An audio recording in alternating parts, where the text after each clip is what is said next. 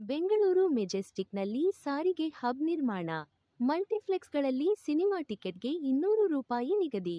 ಪ್ರವರ್ಗ 1, 2ಎ, 2ಬಿ ಮುಸ್ಲಿಂ ಸಮುದಾಯದವರಿಗೆ ₹2 ಕೋಟಿ ವರೆಗೆ ಕಾಮಗಾರಿ ಗುತ್ತಿಗೆಯಲ್ಲಿ ಮೀಸಲಾತಿ ನೀಡಲು ನಿರ್ಧಾರ. ಕೈಗಾರಿಕಾ ಪ್ರದೇಶ ಭೂಮಿ ಹಂಚಿಕೆಯಲ್ಲೂ ಪ್ರವರ್ಗ 1, 2ಎ ಜತೆ 2ಬಿ ಮುಸ್ಲಿಂಗೆ ಶೇ.20ರಷ್ಟು ಮೀಸಲಾತಿ ಘೋಷಣೆ. ಬಿಸಿಯೂಟ ಕಾರ್ಯಕರ್ತೆಯರ ಗೌರವಧನ ₹1,000 ಹೆಚ್ಚಳ.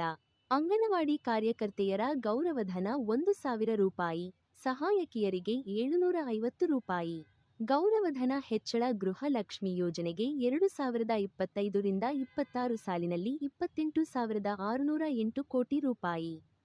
ಅನುದಾನ. ಮಹಿಳಾ ಉದ್ದೇಶಿತ ಕಾರ್ಯಕ್ರಮಗಳಿಗೆ ಒಟ್ಟು ₹94,084 ಕೋಟಿ. ಅನುದಾನ. ಮಕ್ಕಳ ಉದ್ದೇಶಿತ ಕಾರ್ಯಕ್ರಮಗಳಿಗೆ ₹62,033 ಕೋಟಿ. ಅನುದಾನ ಘೋಷಣೆ.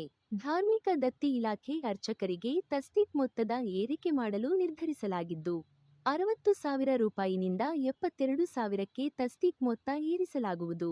ಹೊಸ ಯೋಜನೆಗಳು.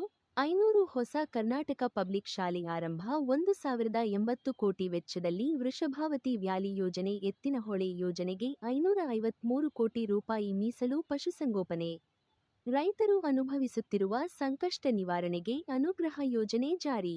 2025-26ನೇ ಸಾಲಿನಲ್ಲಿ 50 ನೂತನ ಪಶು ಚಿಕಿತ್ಸಾಲಯ ಪ್ರಾರಂಭ. 100 ಪಶು ವೈದ್ಯಕೀಯ ಸಂಸ್ಥೆಗಳ ನೂತನ ಕಟ್ಟಡ ನಬಾರ್ಡ್ ಸಹಯೋಗದಲ್ಲಿ ನಿರ್ಮಾಣ. ಅರಣ್ಯ ಇಲಾಖೆ ಹಾಗೂ ನರೇಗಾ ಸಹಯೋಗದೊಂದಿಗೆ ಮೇವಿನ ಮರಗಳ ನೆಡುತೋಪು ಅಭಿವೃದ್ಧಿ.